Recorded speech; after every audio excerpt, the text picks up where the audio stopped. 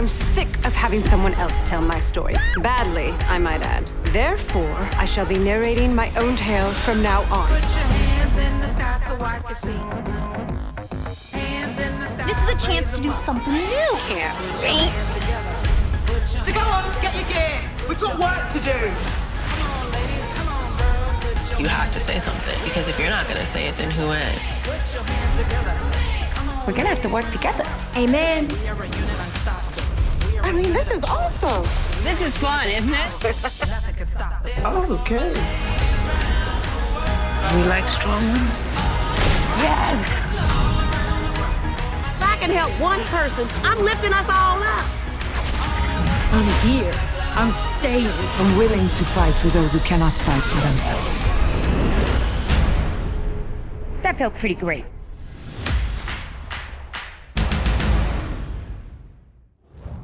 And now, a special sneak peek at Warner Media's upcoming film, Wonder Woman 1984. Your time will come, Diana.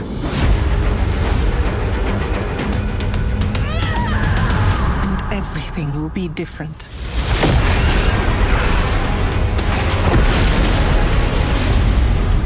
Citizens of the world, I'm here to change your life. Anything you dream of, you can have it. Diana, it's like now one day has passed. I've never been one for rules. The answer is always more. Now it's my turn.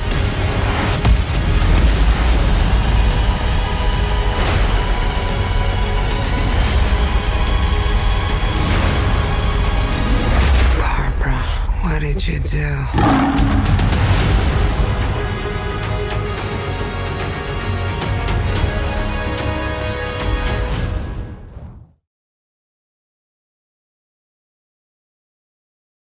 Hello, everyone, and welcome to Day 2 of the Power Women Summit presented by Wrap Women. My name is Nika King. You may recognize me as Zendaya's mom in the Emmy-winning HBO show Euphoria. This morning's conversation with Women of Today founder Camila Alves McConaughey was the perfect way to introduce the theme of today's programming, Boss Mode. Today, we will highlight women who are finding their potential in every aspect of their lives, from studio executives to leading entrepreneurs. As a reminder, you can go back and rewatch any of your favorite moments from these sessions at wrapwomen.com and click Power Women Summit. On the site, you can also check out the Power Women Summit Marketplace. You'll discover an incredible collection of artists, local startups, and entrepreneurs providing exclusive discounts and promotions, book club recommendations, new music playlists, and plenty of great community resources and downloads. And you can watch the 6 finalist short films for the Telling Our Stories film competition, presented by Stars and Wrap Women. To access the marketplace, just visit the website, Power Women Summit. Throughout the day, please reach out, tap in, and connect and chat with each other via our Wrap Connect Slack channel. If you've registered for the conference, you should have received an invitation for this in your inbox. You can register at wrapwomen.com under the tab Power Women Summit. We also encourage you to share your thoughts and findings on social media. We're using the hashtag Power Women Summit 2020. Feel free to tag us at TheWrap Women on Twitter and Wrap Women on Instagram. And don't forget, sign up for the Wrap Women newsletter on our website for fun and fresh takes on career advice, watch list, self-care tips, celebrity interviews, industry insights, and more. And of course, a huge thank you to the Power Women Summit event sponsors. We appreciate you making this event possible so that I could be here today. Yes, Nika King is in the building. Now, before we jump into today's program, I wanted to share some of my own personal thoughts. As a Black woman in Hollywood, I've had my ups and downs, but I wouldn't trade it for anything in the world. I've always dreamt of being an actress, or at least someone who could tell a few jokes, get a few laughs. Hey, I was a middle child. Actually, I wasn't a middle child. I just need attention. That's why people dream of being actors, right? But lately, I've been reflecting on why I am in Hollywood. What's my purpose? And it dawned on me that I am here to help others fulfill their dreams in the entertainment industry. So I created Jelly, Jelli. What is Jelly? It's actually a West African term that means storyteller. I feel it's important for Black and brown creatives to have control of their stories. Your story is your life. The Jelly Life platform is a community and a business resource. The community provides peer-to-peer mentorship, access to job listings, referrals, advice, encouragement, and a place to help boost morale. The Business Hub is an online database that has an extensive list of talent.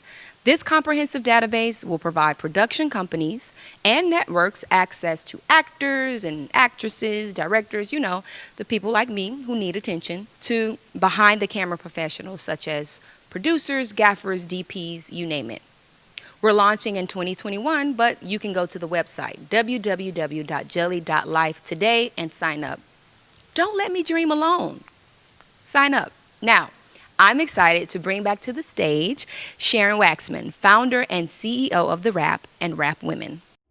I'm so happy to be kicking off our Day 2 program with Abigail Disney. Abby is an exciting new force in entertainment, a producer, a philanthropist, and a social activist who is daring to challenge conventional notions of media, business, and what capitalism means. In 2018, Abby partnered with Killer Content and launched Level Forward, a new breed of storytelling company focused on systemic change. Level Forward productions have included on-stage productions like Jagged Little Pill, Oklahoma, and Slave Play, as well as the on-screen projects Holler, On the Record, and The Assistant. Abby has also called for greater pay equity for workers at Disney parks, including during the pandemic. We're delighted to have her. Welcome, Abby Disney. Thank you. That's very daunting when I read that list. It sounds like, wow, it's a lot. What made you decide to really step forward? You've been a producer in the past, but you've really taken a much more, I would say, leaning in, to quote that favorite phrase, a more prominent presence and a more vocal presence in recent years. What led you to do that?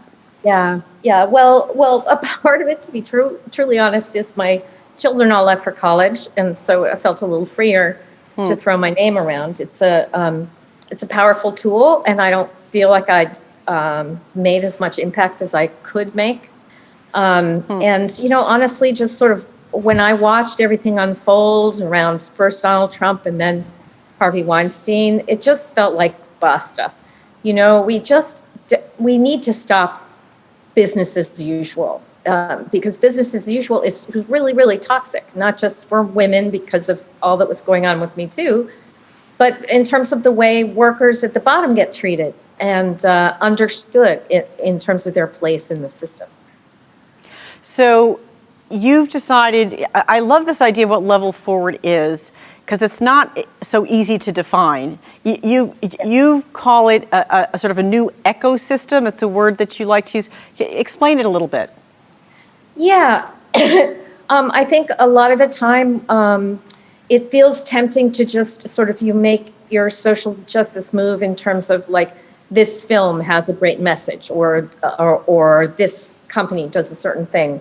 I actually think it's time to kind of treat the entire mechanism as first of all a medium for change, as well as a thing that needs changing in and of itself. And so I think that if you brought all your humanity to all of the interactions and deals and arrangements that you make throughout the filmmaking process or the playmaking process or whatever the platform is that you're using, if you really try to function from top to bottom in a way that advances things like diversity and getting voices heard that haven't been heard before and treating people with dignity and fairness, that I think is a different way to understand change.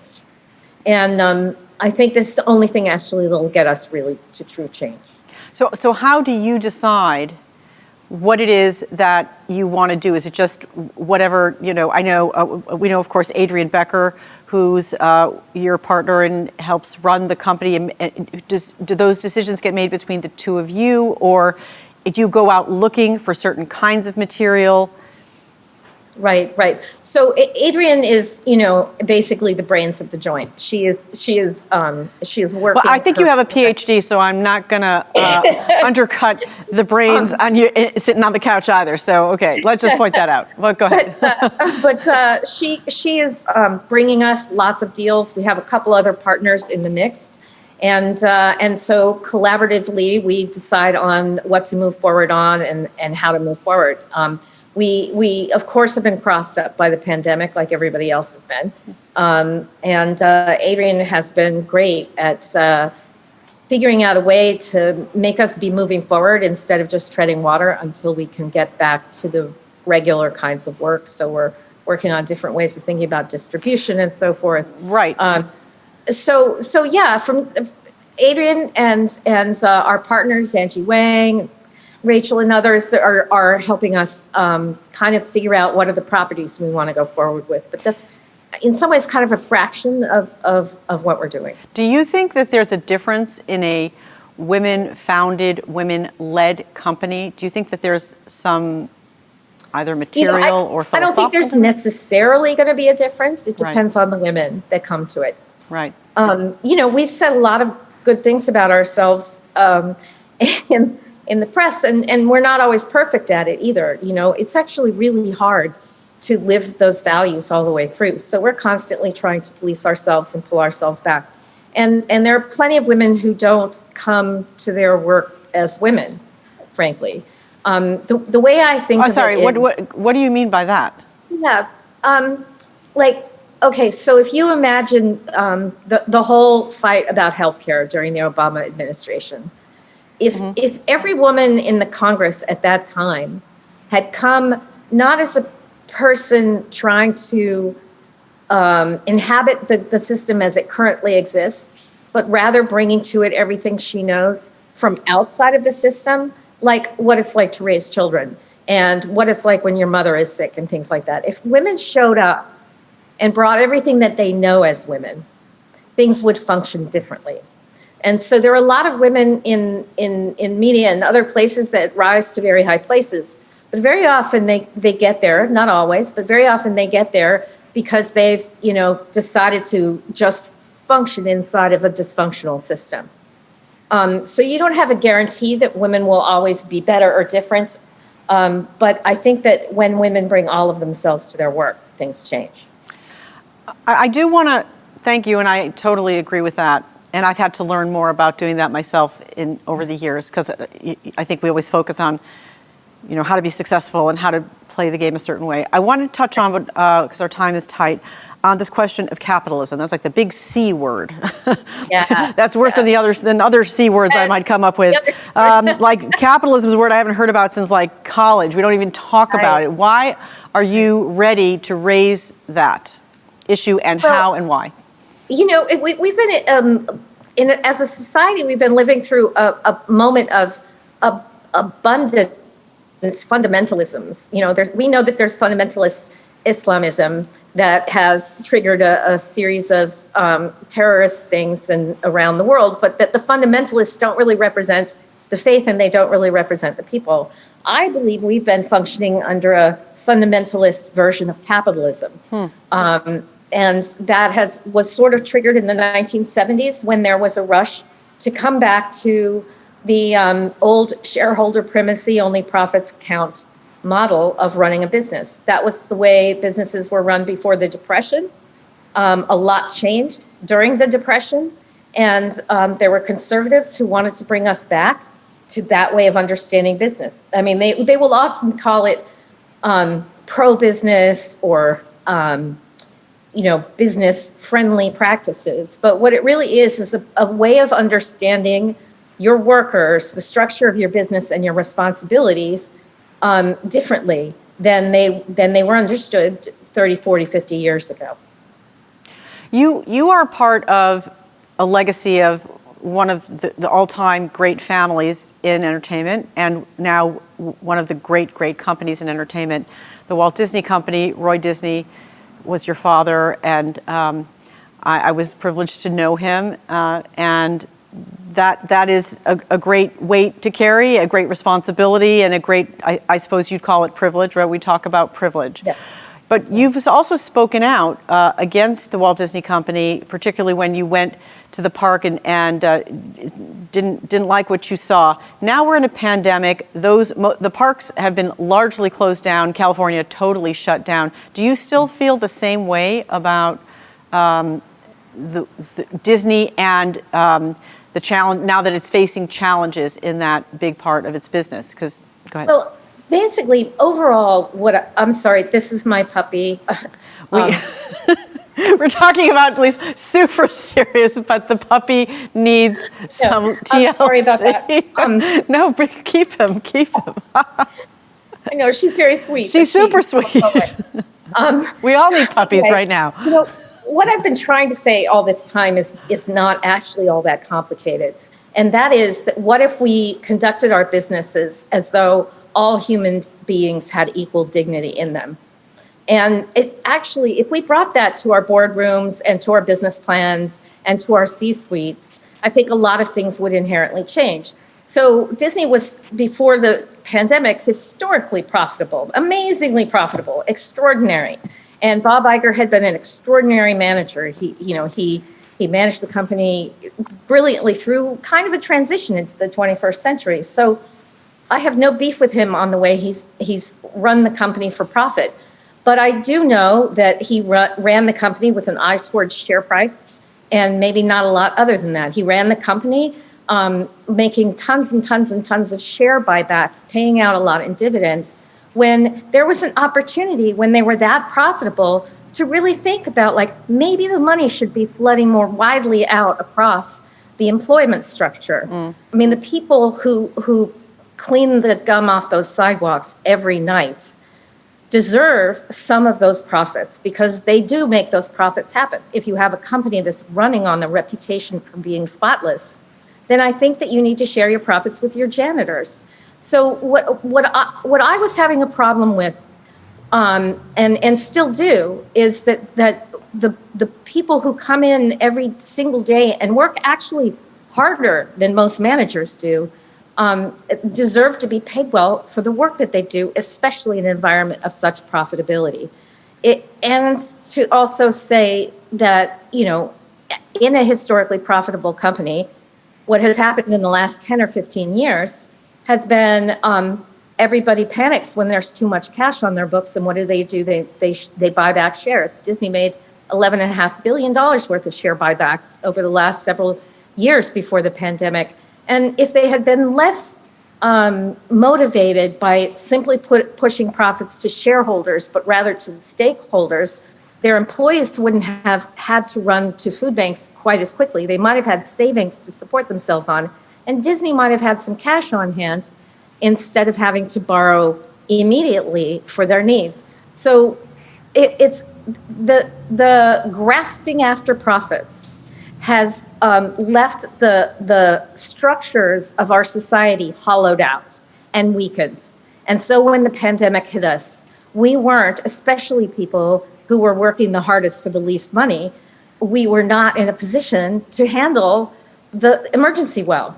You keep cash on hand for an emergency. That's what it's for. You can't predict a pandemic, but you can predict an emergency will happen.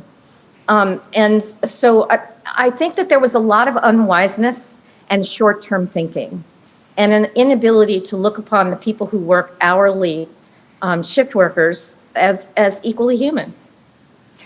Do you think it's possible to run a major corporation today with the point of view that you have, given all the incentives are from Wall Street? So that is the biggest and hardest part of the problem. I recognize that no single CEO can buck the trends that are being set by the analysts and the business reporters and the business schools and so forth.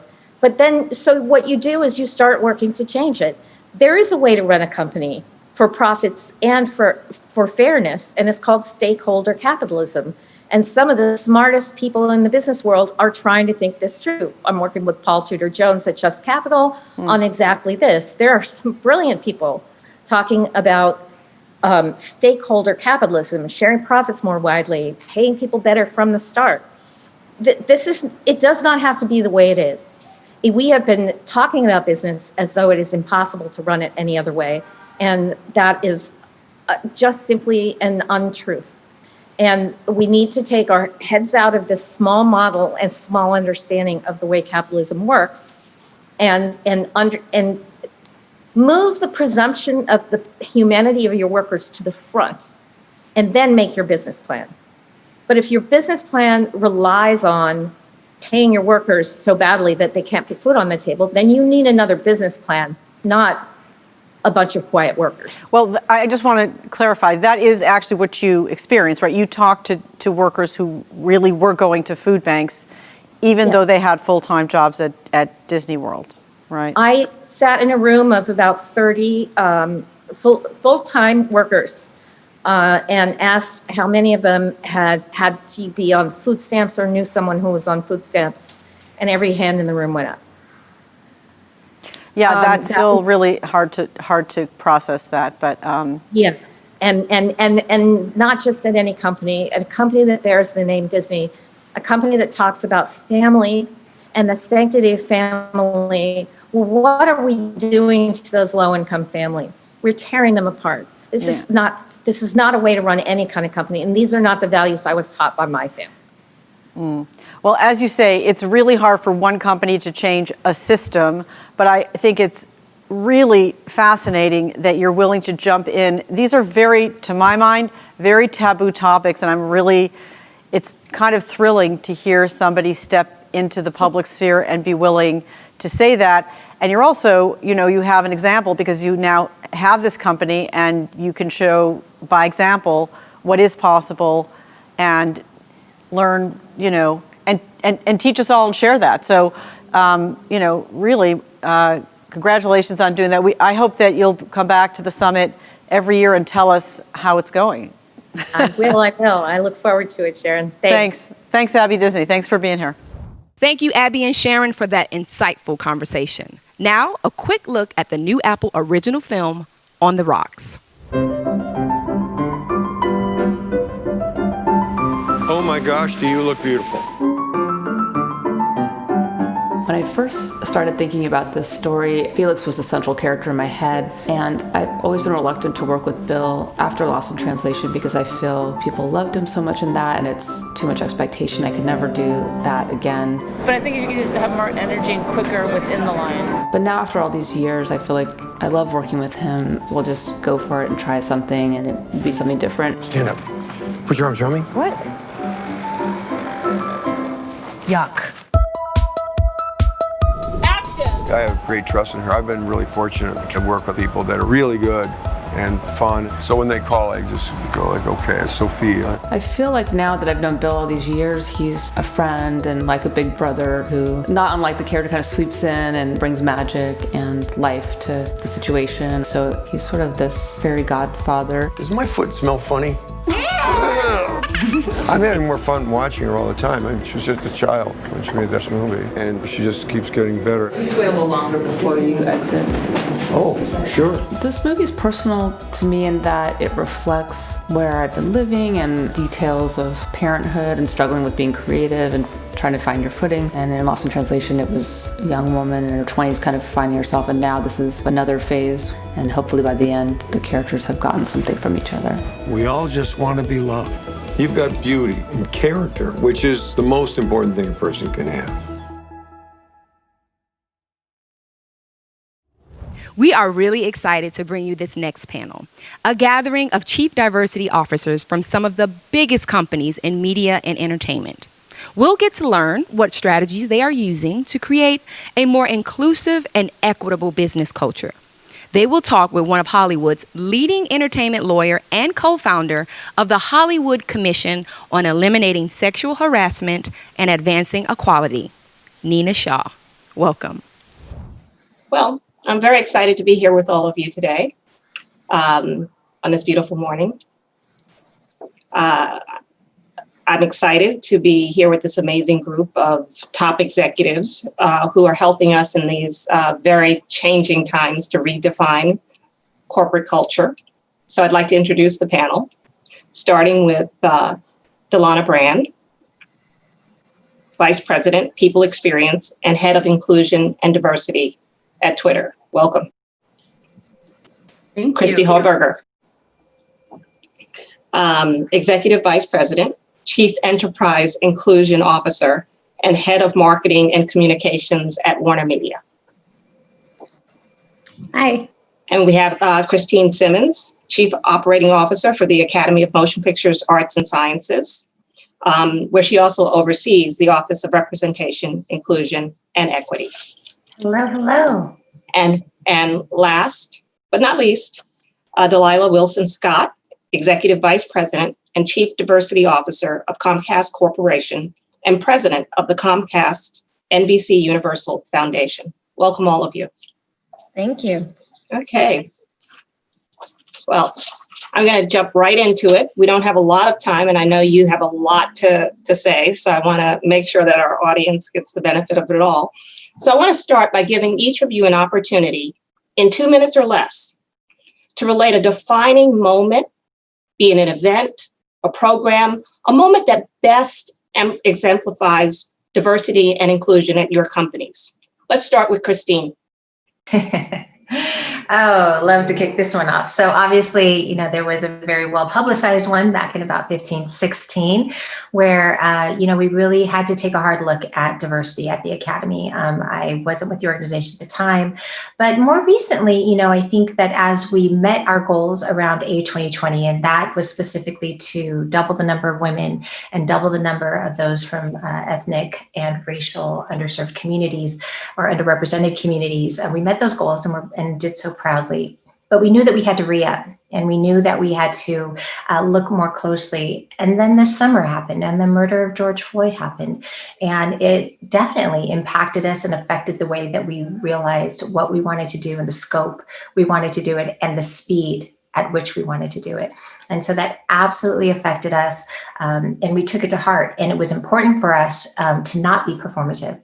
It was important for us to truly have an action plan and to look at it holistically beyond just the diversity of our members, but looking at the whole system, looking at the hearts and minds that we had to change, and then also standing strongly in our role as leaders in this community, in this beautiful filmmaking community, and what we mean to the industry, and how can we use that to create more opportunity to tell more stories and have more representation. Because when it comes to the Academy, we're kind of at the tail end of the process, whether it's the movie that's being made or the career of the individual, we're kind of at the tail end. So how do I support these beautiful and amazing and brilliant colleagues that I have, so that way they have even more incentive in their organizations to be able to help contribute to the story. So for us, this summer definitely had a true changing effect, but one which I think changed us in such a beautiful, holistic, and impactful way that will never go back. And now it's how we're going to do business. And that's when we launched Aperture 2025. And we specifically chose that title because we want to broaden the lens through which we see excellence. And I think that was for us a key pivotal point. And we're excited to continue to move forward in a partnership with all of these amazing people. Thank you. Please jump in. I think all of us had sort of a moment, right, when George Floyd was murdered and the resulting impact that had on all of us. I think for us as a company, one of the things, and I'm fairly new in the job, and I was responsible for putting together a town hall on race. And we had a CEO who'd been there less than a month, but luckily I had a relationship with him because we'd been on a board, the board of MLT together, which is an organization that works to get more people of color into business leadership. So we had a shared sense of values around this, and we put together a town hall that was fascinating because we heard from, Robin DiAngelo, who did, her bit. We did, Van Jones had a conversation, but the most impactful thing was that we heard from colleagues, and specifically from Black colleagues, and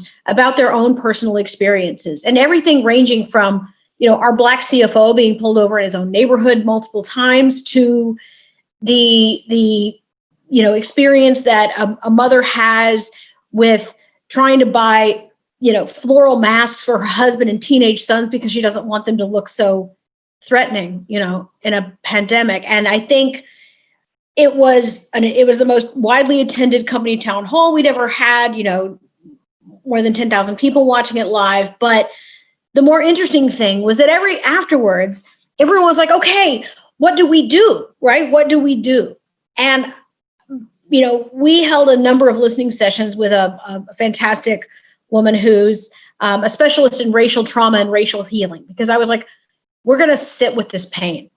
Everybody was like, what are we declaring and what are we doing? And I was like, we're going to sit with this pain first. And we're going to be thoughtful. And yes, we will certainly make statements. But I feel like one of the most disappointing things, I'm not one to waste a crisis, right? And I was like, let's figure out if we can, declare pay equity. Let's figure out if we can move forward on lots of things that actually need to happen, because corporations and companies and organizations are a microcosm of society, right? The idea that we live in this systemically racist country and society, but that somehow that experience will stop once you cross the threshold of our offices is crazy. But I think companies and corporations and how they respond to these things can actually propel positive change in our society, because they are a microcosm of it. But the hardest thing was to tell people we're going to sit and we're going to listen and we're going to sit in the pain and we're not going to make it go away for you right now, right? And I think understanding that it's not the role of people of color to teach white people what to do. Everyone's like, what do I do? What do I do? I was like, nope, you're going to do nothing. You're going to sit here with this for a little while. And then we're going to be thoughtful and comprehensive in how we attack these issues in the systems that we control. And so I feel like it was a real turning point. Yeah, Nina, in 20. Oh, go ahead, Solana. Yeah, thank you. Sorry about that. I just wanted to echo everything Christine and Christy have said. Like this year of 2020 brought all of the things, right? And we chose to lean in, just as you heard Christy say, and really meet the moment. I will say that Twitter's commitment to inclusion and diversity as a result has never been stronger. Safety of our folks has always been a top priority, but we found ourselves in this particular space and time with the heightened political, cultural tensions in the midst of a pandemic, really needed to accelerate our progress and focusing on really leaning in ways that we, hadn't in the past. And so, of course, we doubled down on all of our efforts to train and educate our tweets around the importance of inclusion and built more programming focused on the experience at Twitter. But the change for us was to really make sure we were meeting managers and our tweets, which is what we call our employees, where they were and incorporate real solutions for them. And this is critical for us because we have a really bold vision for 2025, where our global workforce is going to be at least 50% women and at least 25% of our tweets around the world from underrepresented minorities. And it can't just be business as usual, and we can't recycle the same approaches. And so we did listening sessions, we call them flock talks, but we went really deep. We went under the hood in ways that we hadn't, as you just heard, sort of sat in the pain and really tried to dissect it and understand it in ways that we hadn't in the past. And through that deep discovery in the listening sessions, because we didn't just want to listen, we pivoted very quickly to start to create plans around action. And we did this certainly at the corporate level across the organization, but I love that what we have done, which is really different than what we've done in the past, is that we also went to each sort of function and started to solution around the unique needs of the various functions that we had in the organization, and built those plans and made them transparent to everyone in the organization so that they could hold us accountable for fixing the timelines, for fixing the things and the associated timelines for that. And then we deployed our inclusion and diversity business partners to work at the team level to also create sort of customized plans and programs based on what the unique needs of each of those teams and functions were. So I think no more sort of operating at the corporate level. We really have to get in and understand where all the various sort of unique needs are and really create so those customized solutions. One example I'll just leave with you. Of course, there was a lot of pain and hurt and stress that all of our tweeps were feeling. You think about the pandemic and then move to sort of the social justice protests that happening. Our Black and brown tweeps were certainly disproportionately impacted in a negative way. And so what we did, through the listening and really understanding the pain, is create what we call Take Care, which is a customized program for our Black tweeps to go even further than the traditional sort of counseling sessions and listening sessions, et cetera, to really make sure that we paired them with Black therapists and wellness experts to process like race-related trauma and promote resilience in the organization. And I had my benefits team increase the number of Black therapists available through our vendor partners that specialize in racial trauma to make sure ongoing support was available. So as a whole, really trying to customize, tailed off, but really what I wanted to just wrap with was that we really tried to meet the moment in a really targeted and customized way. Thank you. In 2020, we've all sort of grown accustomed to saying, it's not a moment, it's a movement. I think we all know it's never about any one moment at the end of the day. Even as we all sort of witnessed what happened to George Floyd, many of us recognize that that was not an isolated event.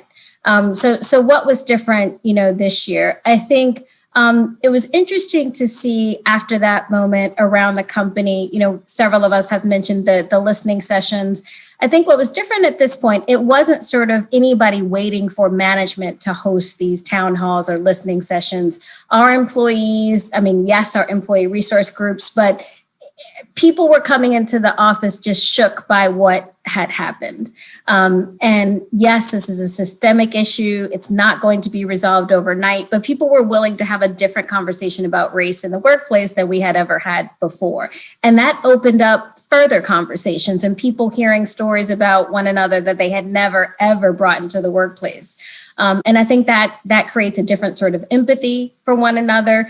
It also sort of begs the question of, I thought we were doing some great things in diversity. I thought we had an inclusive culture.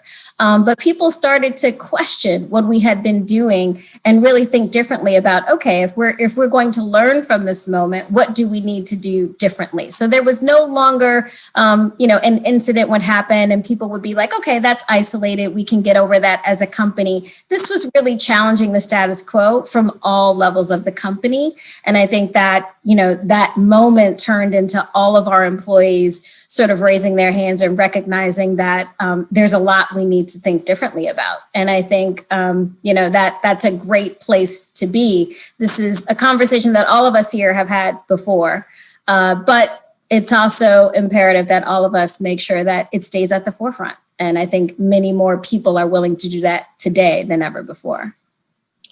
Thank you. That's a great segue really into what I wanted to ask next. Frankly, based upon your answers, you spoke to me a great deal about programs and town halls and other things that happened at the beginning of this process. Well, now we're 6 months into it. We've had a very, very divisive election. We've found that a significant number of our fellow citizens would seem to support policies and other things that are just not consistent with a lot of what we've discussed here. So taking that into account, taking into account the election, taking into account the divisiveness in this country, has it made you go back and kind of re-examine what you did in the beginning and ask yourself what more you can do and how? Anyone? I think it has actually been a real year of awakening for all of us. And I want to add like the other layer to that I think is, and I am a relentless optimist, but I think this is a little bit of an interesting moment because of the pandemic, right? And we're also isolated. And I think that the thing that has happened is that, when you're struggling with something, right, whether it's racial trauma, whether it's, political, like just crazy heatedness, like the place you used to go, right? You'd go to your friend's house or you'd go to a bar or you might go to church or you'd go see your family. Like, you've lost all of those places, and they're not really available to you. And so, but you're on these screens, for the most part, all day. And I think somehow the workplace and your work community has taken on a very different, set of expectations in a way. And I think, we brought in a couple of folks to talk about the election and just sort of managing cultural difference and how to listen to one another. We were thinking about this. And one of the things that I think is so hard is that people I can't believe, and I won't say they were millennials, but there's probably a good chance of this. But that folks are like, I can't believe I work with people. I might work with someone who votes that way. Right. And I said, well, of course we do, because we have a company of 25,000 people. Right. And yes, most of them are in California and New York and Atlanta, but we can't live in this sort of with this magical thinking of that happens over here or that's somewhere else. This is us. And I think that the combined vulnerability that we've all found ourselves in, and I think the number of sort of scary moments we've had, these may seem like the worst of times, but maybe they're the best of times, because they're the moment where we finally came to a reckoning about who we are. We had Isabel Wilkerson speak at an offsite last week, and if you haven't read Cast yet, I just think that the reckoning that we need to have in this country about where we came from and what we're built on and all of those assumptions is overdue. And so while it may seem like the worst of times, until we confront that, I don't think we get to move forward. And so I actually feel like this is a good moment. Yeah, Christy, I couldn't agree with you more.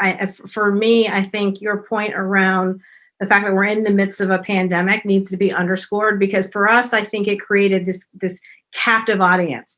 So many times when these things have come up in the past, people, some were paying attention, maybe others weren't, but they were able to just very quickly go on about their lives and ignore all of the challenges that we were all facing.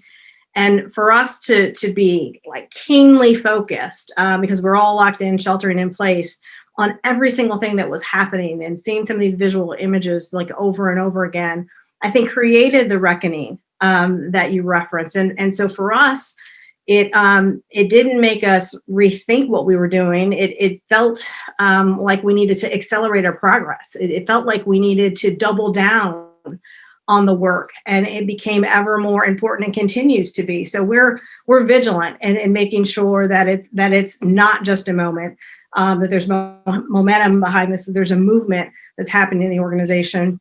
And I think that vigilance takes on tremendous importance for us, not just because of the societal and sort of moral issues associated with that, but our service, the Twitter service and our platform is a microcosm and an example of all the things that are happening in society, good, bad, and unfortunately ugly.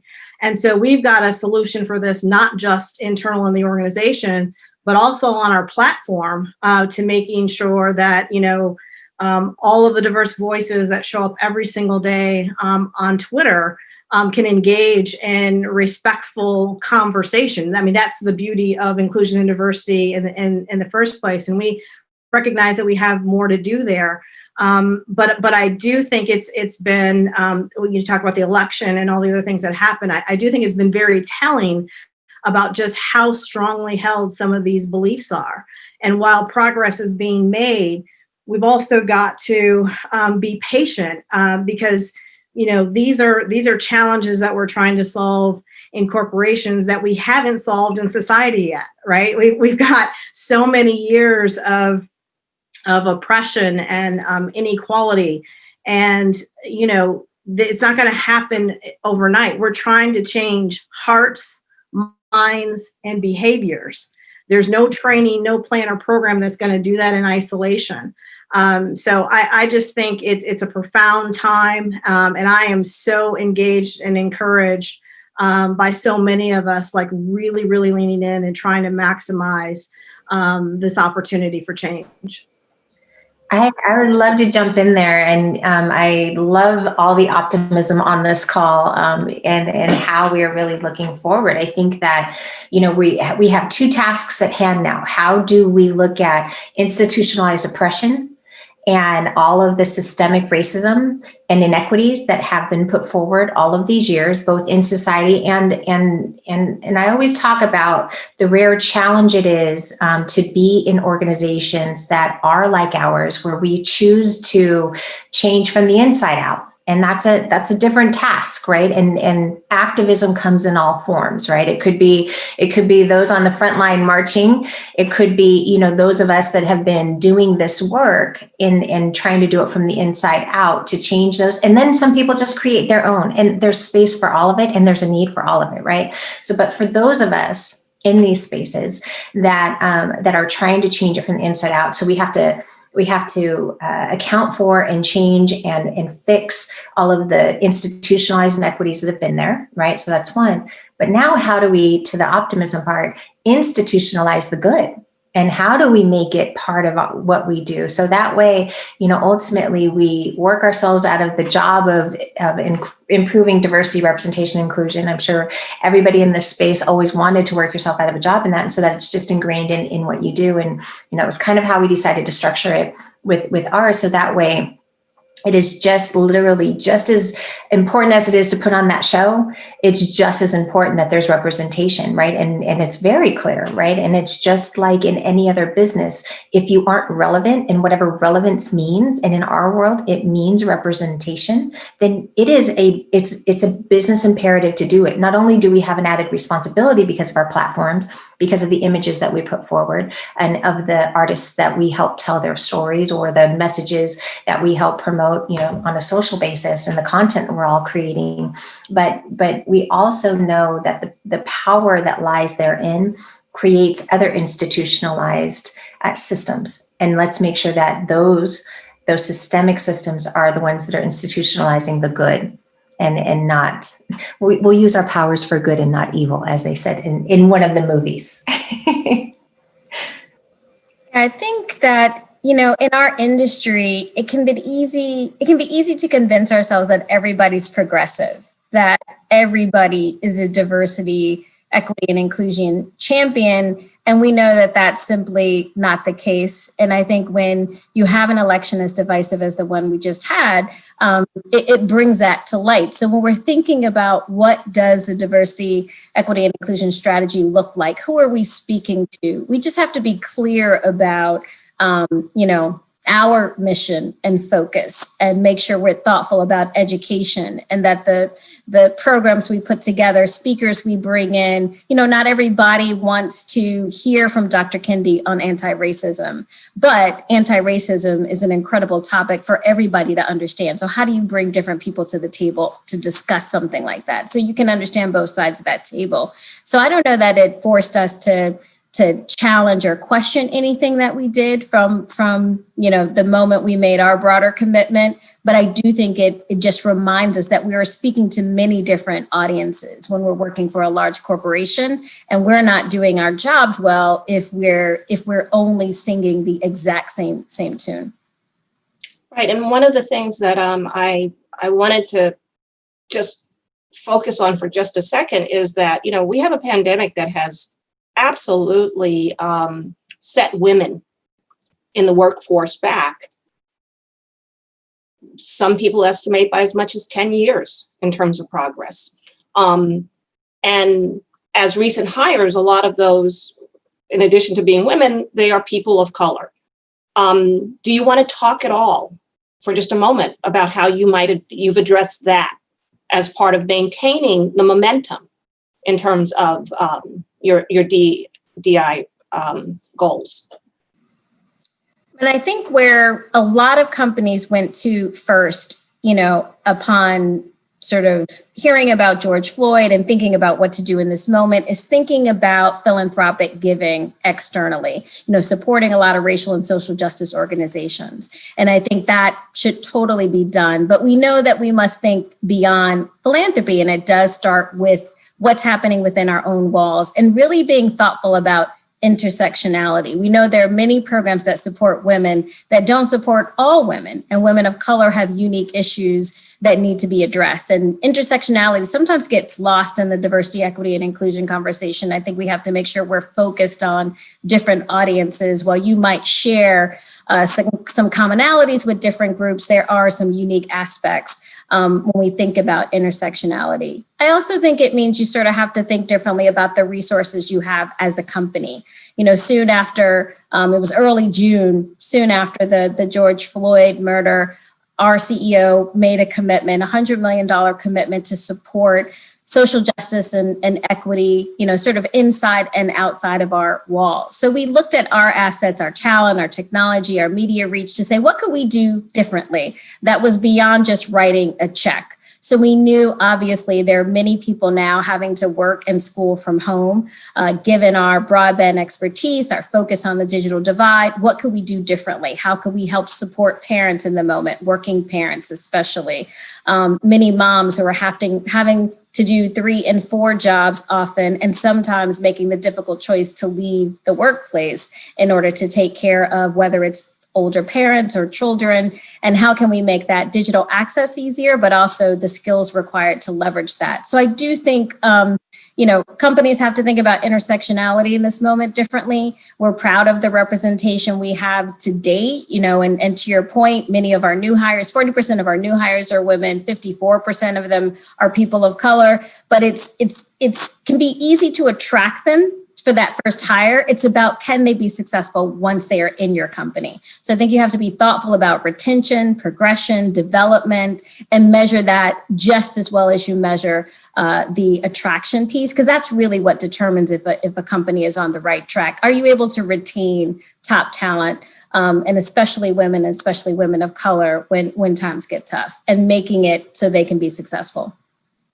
I think, it's interesting about well, first of all, the disproportionate and the disparate impact that the pandemic is having on women and on people of color, right? So we know that our employees of color are much more likely to have a family member impacted by COVID, right? Just statistically speaking. We also know that the inequities of household labor have been reallocated, the way they might have been 20 years ago, right? It was so interesting when we did this, we did the survey that I'm sure all of you have done, right, around work from home. Like, should you have a work from home opportunity going forward? Because everyone's rethinking, like, oh, we thought we couldn't do this, and turns out we can. Do you prefer to do this? Like, is this something you'd want to do going forward? It was so interesting to me because so many women on my team and others said, I'd be happy to work from home going forward as long as you can promise these other people won't be here. Yes. Right? Because, like, if I didn't have to feed these people and I didn't have these people asking me all day, where's my such and such, I could be incredibly productive because I don't have a commute now and all that, and it's so interesting. So I think there's multiple dimensions of this that we have to think about. But the other thing that I think you just brought up, which I think is really, really important, is that we decided to we really want to be the most transparent company in the media business, right? So not just what do our demographics look like, but what are they by level and all of those things. But the thing is, everyone looks at that as your scorecard, but it can be really, really deceiving unless you get underneath the dynamics. And so I could look at one group and say, oh, there's not enough women in this group. I should add, make sure we add more women to this group, right? But unless you look at the forensics underneath that, like, oh, are women turning over at a higher rate? What's the average time to promotion? What's the churn like for this group? And you're like, oh, wait, that's a lot higher than it is for other folks in that group. Then maybe the answer is not to just add more women. Maybe it's to fix the issue that's causing the turnover to be so high anyway. And one of the things that I think is really, really like the 2.0 thinking about this, because the 1.0 thinking is like, oh, what are the numbers, right? And the 2.0 is like, what got us to the numbers? What patterns emerge and dynamics that we need to get underneath? Like, let's not address the symptoms. The numbers are the symptoms. What are the roots? And I think, getting to the roots is where we are now. And I feel like, by putting numbers out there, by committing to making sure that people who are doing the same job with the same experience at the same performance level are not paid differently.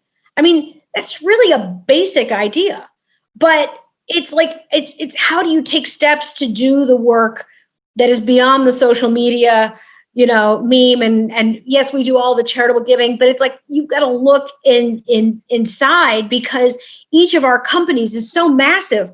We are a small piece of society itself. And if we all decide that we're going to actually change the way we operate, that we're going to make things more equitable in the reality that we control, which is our workplace, then we can actually begin to move towards, a more equitable and just society. So I'm very much the institutionalist, as Nina knows, but I think that's the most amazing thing about companies, right? We can change lives very quickly with a policy change. Okay, so I've been ignoring all of the prompts that we need to wrap up, but Delana, I'd like to give you an opportunity to take us out, because here you are, in a company with a very, very young workforce, a workforce that is, very much, I think, what we think of in terms of the future workforces of America. And do those present challenges? Do those present an opportunity for innovation? I'd love for you, as we wrap here, to be the person who addresses some of those issues. Yeah, I love the question, and there's lots of literature and conversation about there around the future of work. I mean, you touched on just the demographic changes in terms of the age of individuals in the workforce, and how many different generations will be there. And there's lots of different ways to think about that. And I think it's at its core, it begs us to have a completely different approach than we've had in the past. And so my focus in leading this work at Twitter, and hopefully helping to change the industry, because I do believe, as Christy said, as corporations, we have the ability ultimately to influence these changes, is that we have to 100% take a completely different approach than we have in the past. And if we are truly serious about people showing up, as we always say, to be their authentic selves, right? Bring your full self to work. And I'm kind of laughing because it's become a little trite, right? In terms of organizations not meeting and allowing people to truly do that. If we're serious about that, then we can't keep serving up the same sort of plain vanilla approaches and having like one organizational sort of structure and process for people to have to assimilate into. And so it is going to require this future of work, irrespective of who's actually at a company and who's engaging, is going to require us to have a completely different approach that is customized and personalized in ways that it hasn't in the past. And so whether that means that we're giving people choice and flexibility on how they are able to be rewarded, or we give people choice and flexibility around how they want to work, what works best for them. We need to understand deeply who's going to be in the workforce in our organizations and how they are able to show up, be themselves, but do their best work, and make sure that our plans, programs, processes, policies, everything meets them where they are and allows them to truly thrive in our environments, as opposed to what we do currently, and hopefully we'll stop doing, which is asking them to fit in these little boxes in terms of our approaches and our policies. So for me, if we can do that and truly understand what people need and move beyond just listening to creating environments that support that, that's when we'll start to see progress on inclusion. Thank you all so much. Honestly, this was incredible. I could have just listened, and I hope that our audience, is able to take away from this. Because I know there are a lot of women who are watching this, and I think you've addressed so many issues that really are important to them, as whether they're in the workforce, having to leave the workforce, or hopefully going to become the CEOs who change the face of all of these companies. So thank you. Thank you. Thank you. Thank you, everyone. Great conversation. Thank you, Nina, and all of you amazing women. Now I'm excited to welcome to the stage May Rude, May is a trans woman, Latina, and journalist with Pride Media. Show some love for May. Thanks, Nika. Today, I'm excited to be speaking with two amazing individuals who are at the forefront of amplifying transgender voices in tech and media by providing opportunities and educational resources for trans people and allies through their various platforms. Please welcome Angelica Ross and Imara Jones. Angelica Ross made history as the first female transgender actress to secure 2 series regular roles, coming off 2 pivotal performances in Ryan Murphy's groundbreaking hit drama Pose and his horror anthology series American Horror Story 1984. When she isn't making history on screen, Angelica continues to lead the movement for transgender and racial equality off screen. She's the president of Miss Ross Inc. and the founder and CEO of Trans Tech, a social enterprise providing education and support for transgender people seeking to enter the tech field. Most recently, she hosted the 2019 LGBTQ Presidential Forum, for which she partnered with GLAAD and became the first trans person to MC such an event. Hi, Angelica. Peabody. Hi. Peabody Award winner Imara Jones is an on-screen news analyst, writer, and host whose work focuses on the full range of social justice and equity issues. She's the founder of Translash Media, a cross-platform journalism, personal storytelling, and narrative project, which produces content to shift the current culture of hostility towards transgender people in the US. With anti-trans violence and political backlash at all-time highs, Imara hosts the Translash podcast with Imara Jones, where trans people and allies discuss how to create a fair world for all. In 2019, Imara chaired the first ever UN high-level meeting on gender diversity. Hi, Imara. Hi, how are you? I'm great, thanks. How are you? I'm fine, thank you. So, Angelica, you're most well known for your career as an actor, and Imara, you studied political science at Columbia.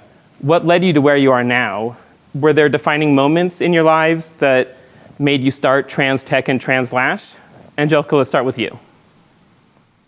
Yes, I mean, I talk about often how there was just a moment in my life which the solution came out of what was considered to be the problem, I guess, in the first place. And so for me as a Black trans woman who just had to learn how to navigate the world myself, to find how to figure out how to pay for my transition while paying for everyday life, and how challenging that was, and coming up in a time where trans people were relegated to very marginalized spaces, and any opportunity that we got was really one of those like sort of backhanded opportunities, like me being visible on the Maury Povich show. You know, it was a moment for me as a trans person to start to become visible, but at the same time be in an environment that was very demeaning at times. And so I needed to shift that narrative of how we as trans LGBTQ plus people, folks who experience marginalization, flip the narrative of power dynamics and control, flip the narrative around valuations, because evaluations on trans lives usually come from the outside of our community, not from inside ourselves. And so I needed to create a situation that taught me how to value myself as a trans person from any stage of my development, whether that was me in sex work. The conversation I'm having with myself is not shame on you for doing sex work, not you shouldn't be doing sex work. It's, are you calling the shots? Are you setting the value? Are you saying when, where, and how, and with whom?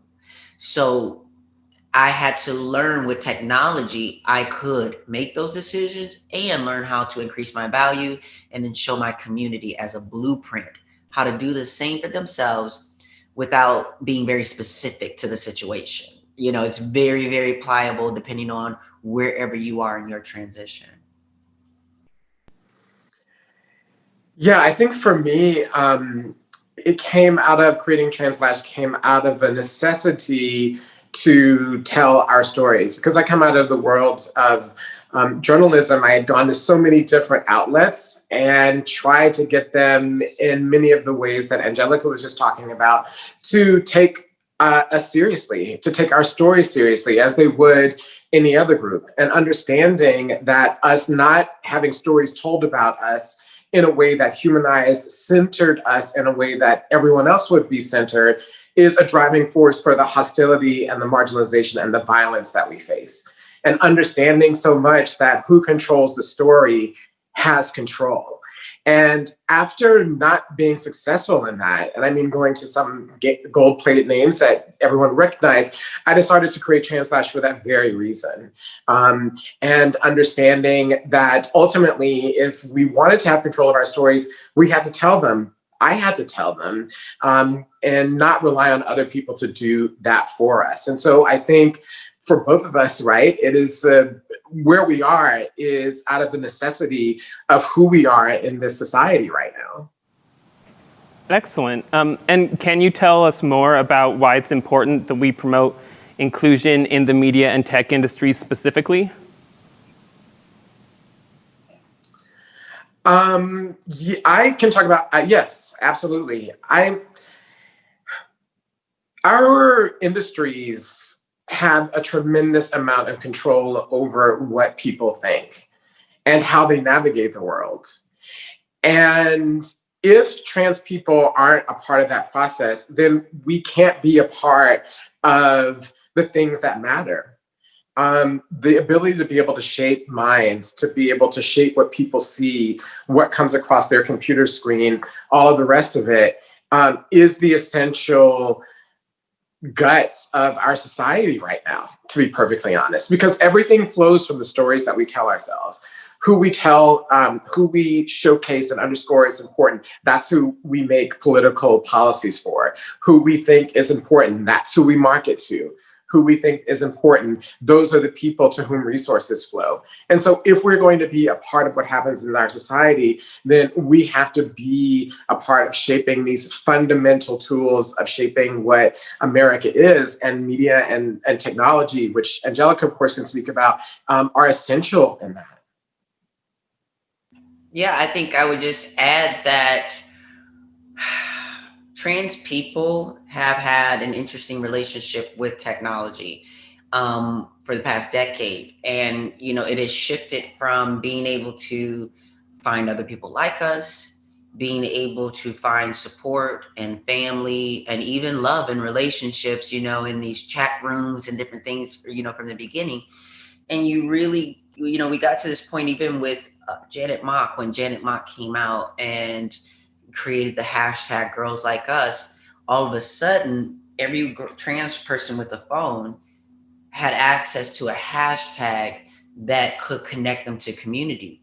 And then to go beyond that is that we now realize that there's so many, you know, we call them community, it's like we're community celebrities, but one thing that I am very appreciative and grateful for from my Buddhist practice is it's helped me to resolve my issues around the word celebrity, because so many people in the beginning in our community started to throw that word at me as if it were a 4-letter word, and that I had not been on the grounds doing the work with trans tech for the past years. That I hadn't been on all these conferences in the movement and doing all of this work.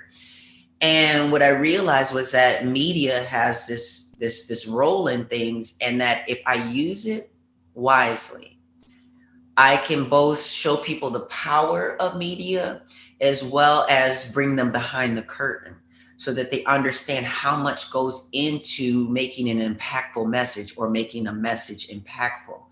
And so for me, I had to, when I look at the word celebrity, there's this book that I read, Heart of the Lotus Sutra, and it talks about the fact that some of us Buddhists and whether you're Buddhist or not, it really comes down to, I'll generalize this to say that when you awaken to who you are, you will be celebrated far and wide, not for some flimsy thing that we celebrate people for sometimes. But the reason why I became a celebrity before I was even a celebrity is because my community celebrated my overcoming things, my overcoming challenges, the way that I rise, the way that I face challenges. Did you see how Angelica dealt with this, or she's dealt with that, or she's, not giving up? And to hear that over years, a consistency of that, those are the type of people, like within our communities, every one of us has that ability to live a life that is celebrated, because it's not then about these external things. It's about your heart. Your heart is celebrated. We celebrate Monica Roberts' heart and the heart that she put into this community, as well as all of the trans women that we've lost. It's a new way to celebrate each other. I believe it is a way that we can have this media that tells it from our own perspectives. Wonderful, yeah. And so what message would the two of you have for trans people who want to get into these industries and these fields? I would just say my main message to trans folks is to realize that, number one, being trans is sort of that, it's a beautiful, wonderful fact about us. It's just something that makes us so amazing and unique, but there's so much more to us than that. And what I want to encourage folks, anyone that has a dream, anyone that has a desire to do anything, you have to be willing to be the engine behind it. You can't think that someone outside of yourself is going to come by, discover you, and make it happen for you, but instead become an asset to your dream. So what that means is if your dream includes video and audio, then maybe learn how to use audio and video and be behind that technology so that you can become an asset, whether you're in front of the camera or behind the camera, because being in front of the camera takes a lot of time and development. And so we don't see a lot of that growth that some of us go through to get in front of the camera. So I would say have both the hard and the soft skills. Yeah, I think that's exactly right. I think for me, what I would add to that is practice your craft, practice your craft, practice your craft. The most important thing is, if you want to create media, then create media. And that is a process, as Angelica described. Neither of us got to where we are just by popping in front of you today. We have spent years and countless hours honing our various crafts. The number of things that I have written, the number of times that, I did jobs in front of the camera, which weren't going to be seen by a lot of people, but I knew that it was really important to honing my craft. The times that I had taken various, journalist jobs for the same reason. And I think that the process of creativity and the ability to be consistent with that over time, combined with the dedication and the heart that Angelica was describing, those are the things that will ultimately illuminate and open up your path. But when the path opens, there has to be a there, right? You have to have the skill set in order to be able to hold the space that becomes open.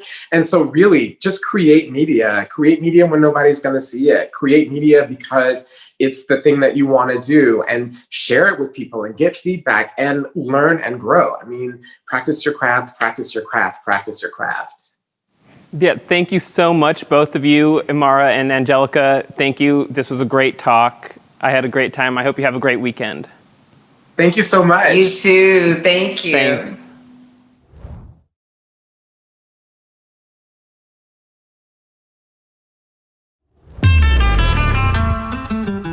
We all have our own journey ahead of us, our own hopes and dreams. And along the way, we'll pass many milestones, each one more inspiring than the last. These are the moments that define you. These are the moments that drive you to achieve even more, to reach even higher, then do it all over again. So pause. Take a moment of reflection and celebrate every single one. Because success isn't just about where you want to get to. It's also about how you get there.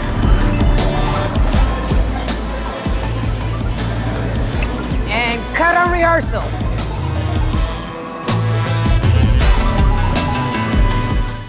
Thank you. That was amazing. Now it's time to hear from my sister from another mother, the one and only Regina King, whose career continues to astonish the world of entertainment. Coming off of her 2019 Academy Award-winning performance in If Beale Street Could Talk, she followed that up with an Emmy Award-winning performance in HBO's Watchmen earlier this year.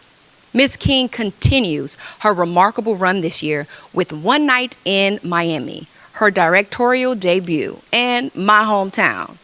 One Night in Miami is a drama set around a meeting among Muhammad Ali, Malcolm X, Sam Cooke, and Jim Brown as they discuss the responsibility of being a successful black man during the civil rights movement.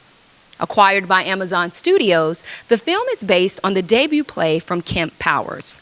The film also premiered to rave reviews at the 77th Annual Venice International Film Festival and the 2020 Toronto International Film Festival. Speaking with Ms. King today is Steve Pond, awards editor for TheWrap. But before we bring them out, let's take a quick look at the film. Yes, Cassius Marcellus Clay is the new heavyweight champion of the world, boys. Yes, he is. And I don't even have a scratch on my face.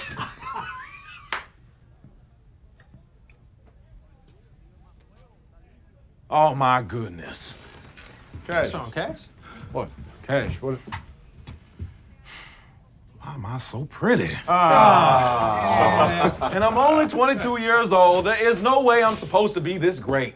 Look, Alexander the Great conquered the whole world at the age of 30, and I conquered the world of boxing at 22 without sustaining so much as a scratch. That's right. There he goes. You do the math. All right. When is this party going down? Yeah, that's a good question. What's on the agenda, Malcolm? Well, I thought this would be a wonderful chance for us to reflect on what's happened tonight. Like our young brother said, there's no denying that greater forces were at work. You mean no one else is coming? Oh, rest assured, my brother, you're not missing anything. Thanks, Nika, and hi, everybody. I'm Steve Pond, awards editor of TheWrap, and I'm very excited to be here with a longtime friend of TheWrap, Regina King. Welcome, Regina. Hey, Steve, how are you? I'm good. I feel like we've talked to you about American Crime, about 7 Seconds, about Beale Street, about Watchmen, about One Night in Miami. It's like you keep doing great work, and we're delighted that you keep visiting us too. So, thank you. I hope that we get to keep this up for many, many years. Yes, me too. But let's start with One Night in Miami. You've obviously been directing television for the last several years, but this is your first feature. So what was it about this material that spoke to you and made you want to direct it?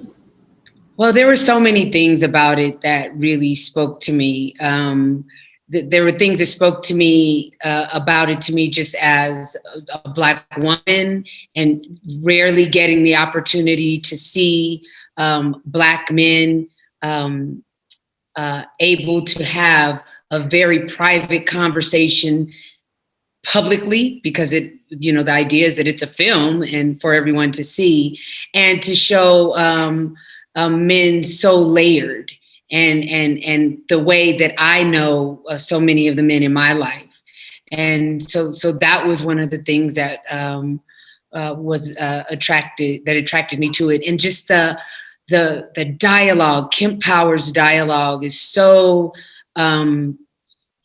unfortunately prescient. The conversations that are happening in this film, they were happening in 1960, 1950, even earlier, and they're happening now. So that was also something. And then just as a director, I've been, doing TV for a while, just trying to hone my skills and prepare for the feature debut. And I felt like I wanted to do something. When I read this, I felt like it was playing to my strengths. This is an actor's piece, and I'm an actor, and every single one of these roles I would want to play. So I really gravitated to that part of it as well. Yeah. Well, a couple of years ago, when you won the Golden Globe for Beale Street, you said in your speech, you vowed that anything you produced coming up would be 50% women. And now you're directing a movie that, basically puts you in charge of a room full of alpha males. Yes. And I feel like I was the right director to do it. There is a certain amount of vulnerability that men have, that all of these men actually show in this piece. And I feel like I was sensitive to it. I saw it immediately. I understood Kemp's vision and his desire to depict Black men, the way he sees himself in his likeness. And I just felt like having that sensitivity to that made me a perfect candidate to direct. Yeah, I mean, we really are seeing four men that we're used to thinking of as very powerful icons in really vulnerable moments. And I suppose it's a balancing act for you, because you have to show them, as sort of as what we remember of them. I mean, you have to show them as, champions and revolutionaries and stars, but then you also have to really bring in this vulnerability. Well, I mean, that's the beauty of human beings, is that, we are not just one thing. We are not just one personality or emotion. And that is, I feel one of the things that Kemp really wanted to do is humanize these four men and show that while they are larger than life, while they did do break records and do things that were unimaginable, at that time, they still had fears. They still had all the same things that any of us who don't have the name or cachet attached to our names. We possess all of those things, and I feel hearing these words, hearing these thoughts, these emotions through. It's so odd to say characters because they are real people, but through voices that are luminaries, kind of. One helps to make people understand how many emotions that are alike, no matter what level you put yourself on or may put someone else on. And also it was a way for people to come in and stop and just listen to the words and feel the emotion, instead of coming in like, I'm going to see a Muhammad Ali piece, I'm going to see a Jim Brown piece. He immediately, in the film, he shows them at a time where they're kind of getting kicked in the gut, and it immediately, I feel, makes the audience go, oh, they're human. Mm-hmm. All right. Well, to go back to your Golden Globe speech for a minute, I mean, did you try to hire as many women as possible behind the scenes and in important positions on this film? Yeah, we absolutely did. We did. And as I said in the speech, it was a really difficult, it was going to be a difficult task. I learned myself that I can do first and then say. So if I had to do it all over again, I probably would have accomplished that and then said it. But I wouldn't, I guess, you know what? I take that back. I wouldn't take it back, because I think it inspired a lot of other people to look at their circumstances or their productions and want to try to do the same. What we were able to accomplish was a great numbers when it comes to diversity or comes to what reflects the world that we're in. And I believe we were at like 70, 74, 75, 76, something like that % of our entire crew was, of color, identified as LGBTQ or women. So we did, in our attempt to accomplish the gender parity, we were able to go beyond with diversity. So, I don't think that may have happened if we weren't going. I have such a great producers in Snoot Entertainment, and they were so supportive in trying to accomplish the gender parity. That was one of the things that was appealing, I guess, about me to them, appealing to them about me as a director, my desire to want to accomplish that. Yeah. Well, you've obviously been on lots of sets over the years. I mean, does it change the atmosphere when you have a lot of women, people of color, when it's not just the usual Hollywood set of white men? I think it does. I think it does, just like in any environment. When you have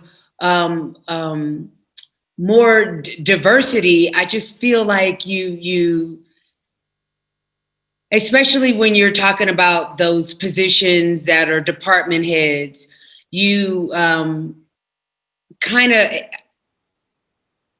I think it affects the art because it expands the perspective. There are things that you don't know about because you're not a Black woman, and there are things that I don't know about because I'm not a white man. But if we come together and we're bringing those thoughts and experiences together, and we are agreeing that we're all going to have a voice in it, it just, I think, just makes for a better story, a better outcome, a better visual. Mm-hmm. Right. Well, let's go back to earlier in your career and take a look at your journey to get here. I mean, it feels like you were working pretty steadily from your early 20s and things like Boys in the Hood and Friday, and everybody remembers you as Cuba Gooding's wife and Jerry Maguire. But were there key moments for you in your career that showed you what direction you wanted to take and what you wanted to do? As far as an actor? As far as an actor, but also beyond that. I mean, I assume just as an artist. Yeah. Definitely. I mean, it's interesting because you pointed out Boys in the Hood and Jerry Maguire. Both of those films, I think, were kind of pivotal moments in my career that changed things, or at least broadened people's understanding that I could do more as an actor than maybe what people had seen who knew me from 227. And my experience with John Singleton, because we did 3 movies together, and Boys in the Hood is where I met him. And then Poetic Justice, he told me that he really wanted me to play the role in Poetic Justice, but I'd have to audition, that just because he wanted it, that I'd have to show, I think it was still Columbia TriStar, I don't think at that time, and show them that I'm the right person for it. And just his honesty throughout that him, I think it just made me understand and appreciate the idea if you really want something, you got to work for it, you got to show and prove. And so him telling me that, I received it, I heard it, I listened, and I think that it made me, give it all and leave it on the floor, and then that through the experience of once I did get the part, John really opened up his whole process for me. as a director. And that's when I really started getting a clear understanding of exactly what a director does, because my experience until that point was just the relationship between the director and the actor. And while I wasn't in that moment realizing that, consciously realizing that one day I will direct, I think the seed was planted, and he was starting to water it, and I didn't even realize it. Yeah. Well, when did the seed start to grow? At what point in your career did you decide that that was an area you wanted to get into? I just think along the way, there was just, a lot of directors were just watering along the way. And it's interesting because being on this side of it, and then looking back, I can think of where moments on set where I was starting to ask more questions. I specifically remember that with Cameron Crowe and with Tony Scott, asking them questions that I didn't really ask before or didn't occur to me before.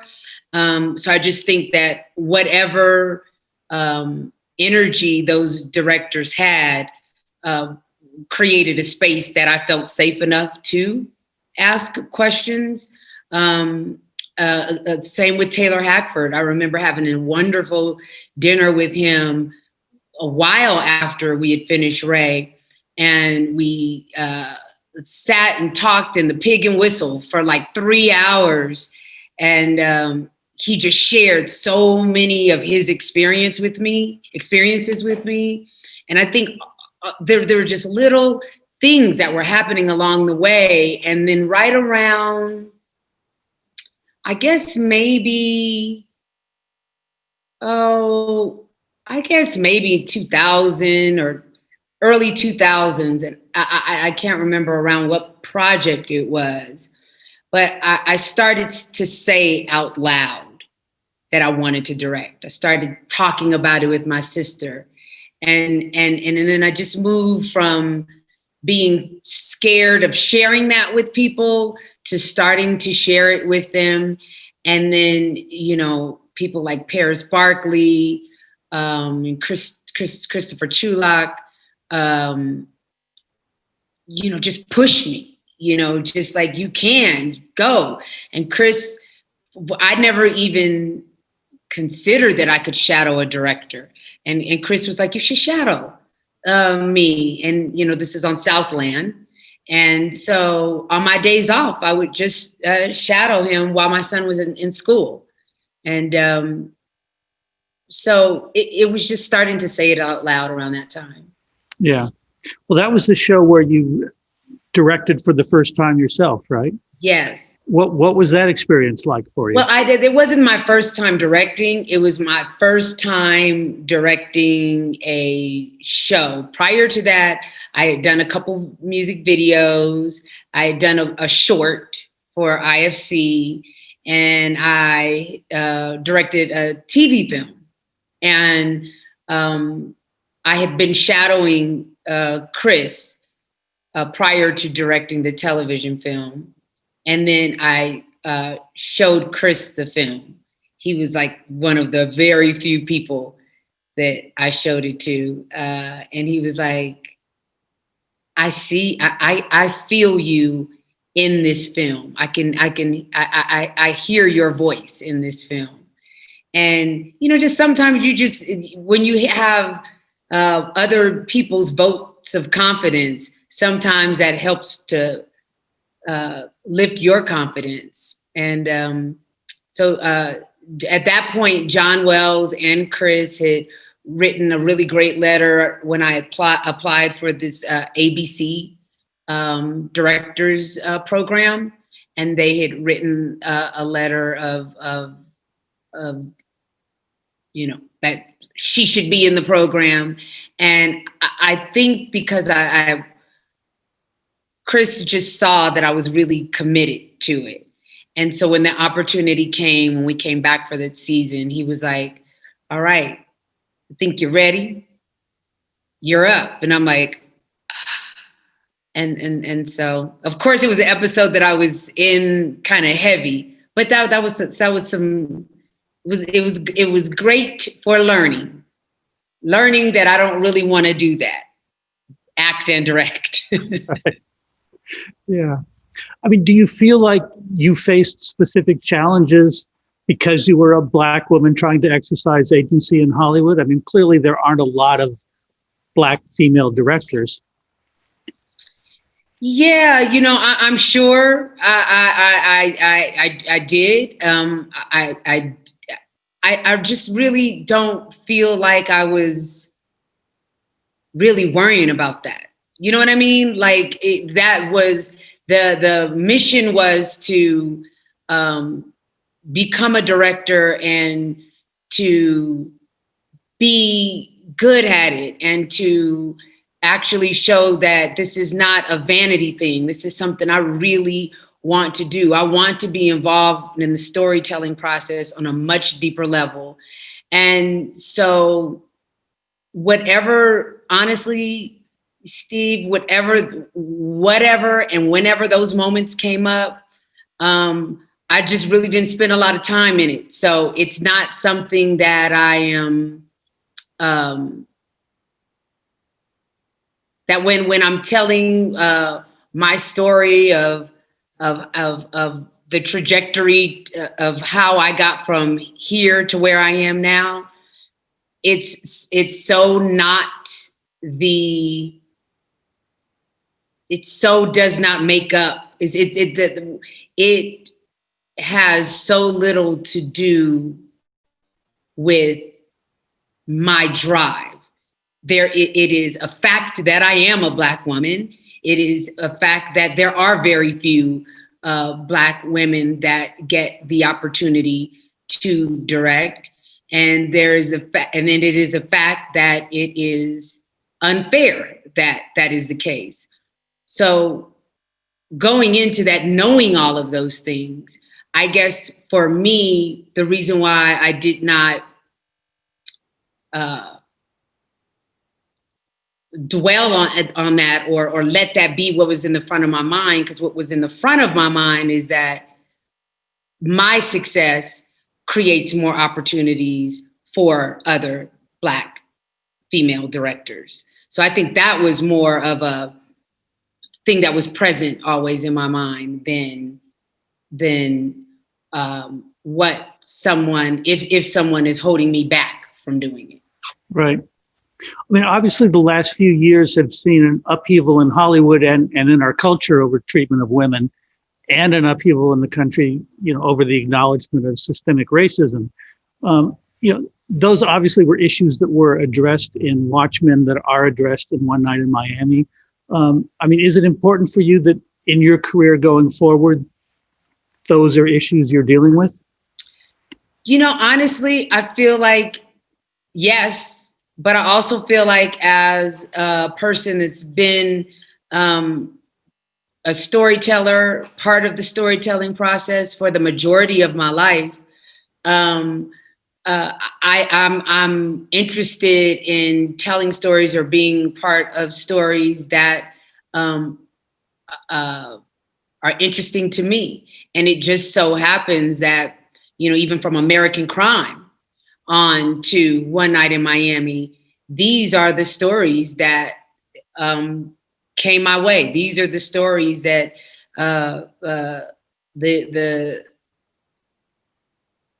that moved me the most when I was reading them or when they were being developed. I feel like a lot of it has to do with wisdom and experience, you know, because probably if you had shown me any of these projects or talked to me about any of these projects when I was in my 20s, I don't know that I would have responded the same way. But, you know, becoming a mother, having lived a little more life, having the grace to listen more and speak less, or I guess I should say, acquiring the grace along the way to listen more and speak less, I think put me in a place that this is the reason that these projects speak to me more than maybe another. And look, I don't want to. I want to be very careful to not box myself in a corner, because I am definitely interested in my company. We are developing, a comedy. Everything is not steeped in systemic racism or issues that are that reflect a lot of the things that are our not bright spots in America that continue to go on, but I'm also interested in telling stories that are speaking to the culture, but there's so many different cultures within American culture, Mm-hmm. Right. I mean, you said you realized on Southland that you didn't want to direct and act at the same time. I mean, thinking of your career going forward, we don't want to lose you as an actress, but obviously after one night in Miami, we don't want to lose you as a director too. So how do you balance those? I don't want to lose you guys as an actor or a director. So I honestly, it's a really harmonious thing that happens for me with acting and directing. It's something that's over the past, I guess, 8 years or so, I've been able to act in something and then direct, and acting something and then direct. And I would, by the grace of God, that continues that way. Because I as an actor, I appreciate what a director does more. And as a director, I appreciate what an actor does more. And so just going back and forth between the two, I just find, since becoming a working director, I have appreciated the art form of acting so much more. And I think prior to directing, I probably had gotten to a place as an actor where I kind of felt stagnant, like didn't feel like there was much more to learn. Fault of mine, not anyone else's. But when I started directing, I just started to see, because as a director, I feel like I am learning every minute, every hour. And that education was kind of opened me up even wider as an actor, and started to discover things about myself and places to go that I didn't see before. Mm-hmm. Well, I think that's a good place to end, looking forward to what you're going to bring us on both fronts. So, thank you so much for being part of this. Thank you so much. And I got to tell you, it's exciting to be able to talk to you for the first time as a director. Yes, yes it is. So, well, thanks so much, Regina. And thanks to everybody watching. And now back to you, Nika. Thanks, Regina and Steve. Well, that's a wrap on our morning. Up next at 12:30 p.m. Pacific time, we'll start our first round of breakout sessions, followed by our second round at 1:30. Visit wrapwomen.com and click on Power Women Summit for a full breakdown of the schedule. You can also go back and rewatch any sessions you may have missed. For those of you who upgraded to a mentorship ticket, you should have received a confirmation email with your assigned date, time, and mentor. We'll all reconvene at 5 p.m. for our female filmmaker showcase and panel presented by Stars. Thank you. Woo, my bunions, they hurting. I'm sorry. It's a wrap. No, it is. It's a wrap. Love y'all. Gotta go.